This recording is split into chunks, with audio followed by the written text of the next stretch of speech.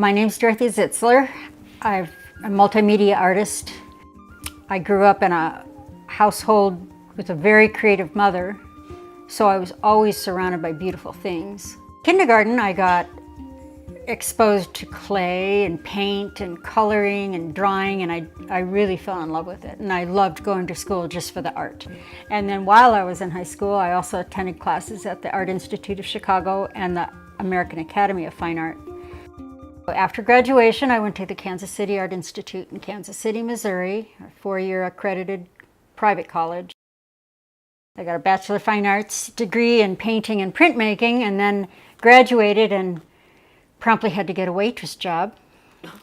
I also started teaching. Got involved with clay when I was working with kids that were legally blind. And that really opened a whole new door for them, being more tactile.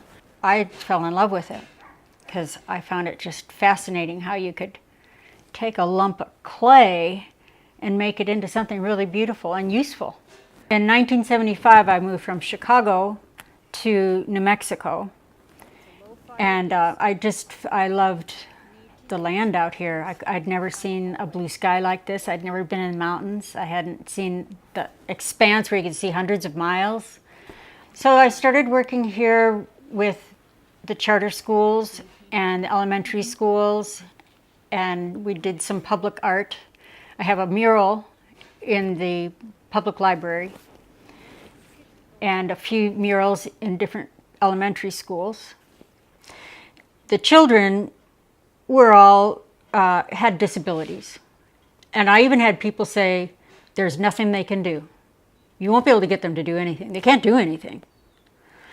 And so I got all the kids together and we went to a school, and I said, all I want you to do is draw a dream, whatever dream it is. If it's a dream what you want to be, who you want to be, where you want to go, or if a dream you had last night, or a dream you saw in a book, any kind of dream. Just think of a dream and we'll make a dream.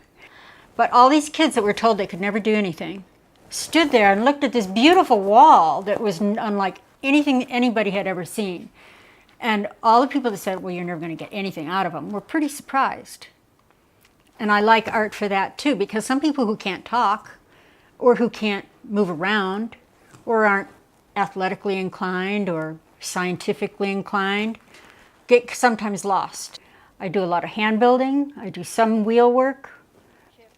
I like doing things that are functional because you can use it and it helps you throughout your day.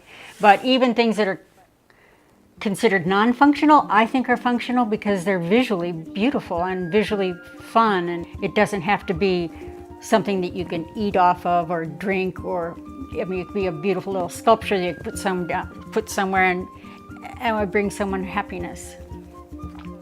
But everything I do leads me to another idea.